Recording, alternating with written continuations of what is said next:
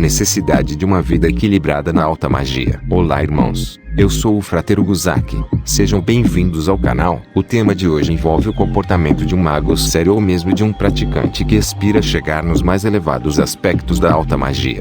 Definitivamente é uma agulhada para aqueles que pensam que magia é um caminho fácil. Muitas pessoas aspiram em serem grandes praticantes da magia, conhecedores dos mistérios do universo e capazes de operar rituais poderosíssimos sem fronteiras entre os mundos. Tudo isso é uma grande maravilha e realmente um mago verdadeiro produz todos estes resultados. Mas para chegar neste ponto é preciso extrema seriedade e principalmente abandono, abstenções, resiliência e extrema força de vontade do praticante para se tornar um mago verdadeiro e não um mero bruxo fazedor de feitiços que ele aprendeu como uma receita de bolo e nem sequer entende os motivos específicos do seu uso. Apenas imita seu professor. Então, para sabermos exatamente qual o impacto de uma vida equilibrada na alta magia, vamos dividir o texto em pilares de evolução, de acordo com o processo que um mago toma para mudar totalmente sua vida e personalidade, se tornando assim um ser verdadeiramente elevado. Saber se calar. Um mago ou mesmo um discípulo sério precisa saber manter a sua língua dentro da boca. Muitas pessoas caem no erro de falarem o tempo todo de suas vidas, de seus planos e principalmente de seus resultados e o que ganham com isso.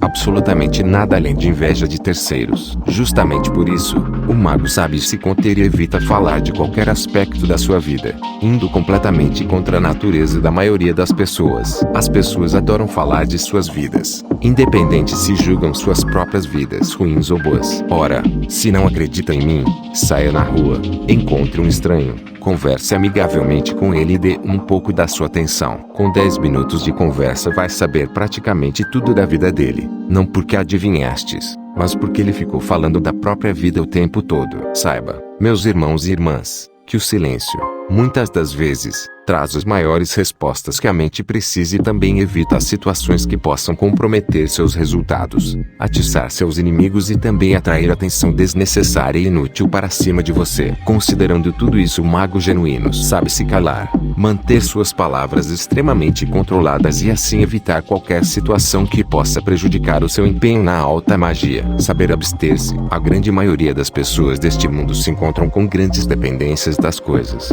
das drogas químicas, sejam elas legais ou ilegais, da satisfação dos seus desejos sensoriais. Esta busca é tão demasiada que tira a razão do homem mais sensato e o transforma em um mero escravo dos seus próprios sentidos. Não realizam nada proveitoso da vida, pois estão em um bar por horas e horas, praticamente todos os dias bebendo cervejas. No final, gastam seu dinheiro, não alcançam nenhum estado de felicidade duradoura. No outro dia não lembram de muito do que fizeram e disseram. Estão praticamente doentes pela ressaca. Não tem nem mais bebidas para o dia seguinte e só lhes resta aquele momento fatídico de tristeza, depressão e lamentação. O mago, compreendendo a ilusão dos prazeres sensoriais, percebendo a limitação que estes prazeres causam no ser, se abstém de tudo aquilo que seja inebriante, de tudo aquele que altere sua conduta moral, de tudo aquilo que possa impactar de forma negativa na sua vida e treinamento. Ora, mas dirão, que vida infeliz tem um mago, que não faz nada de agradável nos sentidos. Um mago tem uma busca muito maior que o mero prazer dos sentidos físicos, até porque está completamente ciente que a vida deste corpo físico é um instante insignificante se comparado à eternidade. O mago não vê sentido em amar e idolatrar tanto os sentidos físicos, pois a morte do corpo vem e toda aquela busca obsessiva foi completamente em vão. Só trouxe meros prazeres limitados e momentâneos e não há mais nada além disso. O mago encontra seus prazeres não nos sentidos físicos, mas na sua mente,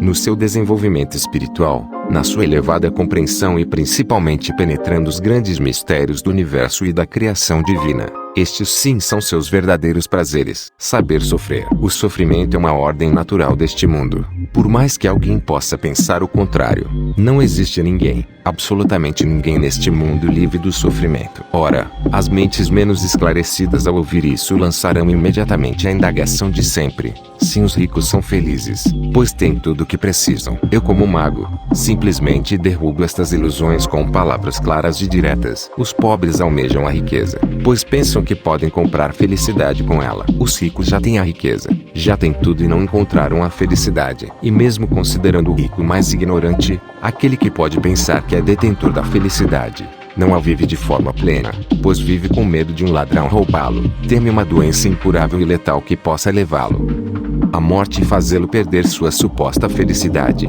Todos estes fatores na mente não permitem que o rico seja verdadeiramente feliz. Suas preocupações esmagam tudo que seus prazeres sensoriais oferecem. Não há paz em sua mente e o vazio em seus corações é ainda maior do que o dos pobres, pois os pobres ainda, por não conhecerem a riqueza, têm esperanças de encontrar a felicidade. Já o rico, com toda a sua riqueza, nem esperança tem mais. Apenas se afunda mais e mais na ilusão dos prazeres sensoriais. Sabendo de tudo isso, que o sofrimento é algo completamente natural neste mundo e também inevitável, o mago sabe lidar com toda essa situação com grande maestria e sabedoria. Sabe que o sofrimento é assim, isso é sofrimento e pronto.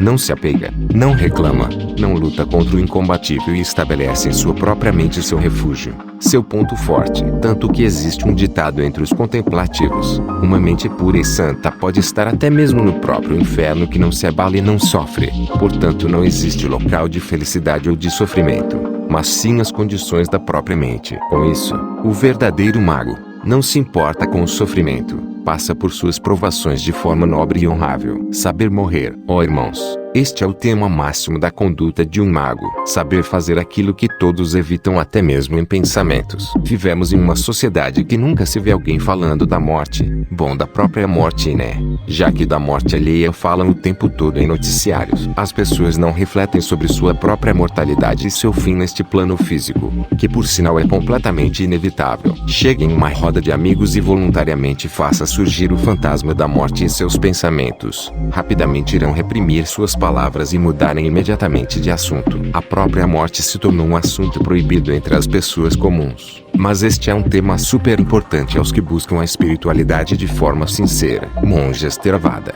para compreender os processos da morte, meditam e passam um mês no cemitério observando a putrefação do cadáver. Os cemitérios da Tailândia, antigos, eram em cova rasa com corpos parcialmente expostos e os monges observavam todo este processo para treinar a própria mente. Por isso, agora, venho lhes trazer a máxima que suas mentes evitam o tempo todo. Todos nós já estamos mortos. É só a mera questão de tempo e muito pouco tempo por sinal. Ora, não é um pensamento pessimista e sim realista. Vivemos uma média de 50 anos deste mundo. Os que vivem mais chegam a 80 ou 90 anos. O que são estes poucos anos comparados à eternidade? Poderíamos dizer que são meros segundos. Compreendendo tudo isso, o mago não teme a morte, pois sabe que é natural e inevitável. Mas o mago não se afasta do pensamento da morte, muito pelo contrário. Penetra neste pensamento profundamente em análises, pois aquele que percebe a realidade da sua própria mortalidade, desenvolve mais amor ao próximo, mais compaixão e empatia por todos os seres, menos egoísmo, pois sabe que isso não leva a nada, se torna mais calmo e sereno. É justamente evitando o pensamento acerca da sua própria mortalidade que o homem age por impulso em completa animalidade. Não tem compaixão. Cria um sentimento de superioridade aos outros e só liga para suas próprias necessidades egocêntricas. Evitem este caminho negro, através da análise da sua própria mortalidade. Afinal, todos morrem e não há como barganhar. O equilíbrio na vida de um mago. Levantado todos estes pilares em relação à conduta do mago, agora sim podemos analisar a importância de uma vida moderada e equilibrada. Os extremos são destrutivos, o equilíbrio é criativo. Ao tomar em consideração genuína todos estes pilares, o mago finalmente pode perceber a importância de se limitar em muitos aspectos da vida e assim seguir um caminho coerente com o desenvolvimento espiritual autêntico. Levar uma vida regrada e controlada, com responsabilidade e principalmente resiliência é fundamental ao progresso do mago. Sem isso, seus desequilíbrios certamente o impediriam de seguir uma jornada sólida em direção à alta magia e consequentemente a sua unicidade com o sagrado. Sem equilíbrio, não há progresso, pois o desequilíbrio deteriora. O equilíbrio, por sua vez, possibilita a criação. Bom, irmãos, eu poderia ficar aqui horas falando sobre a importância de uma vida equilibrada, mas estas palavras já são suficientes para levarem suas mentes a um novo nível, muito mais elevado do que sempre fora. Aquele que conhece os outros é sábio. Aquele que conhece a si mesmo é iluminado. Lao Tse, velho mestre.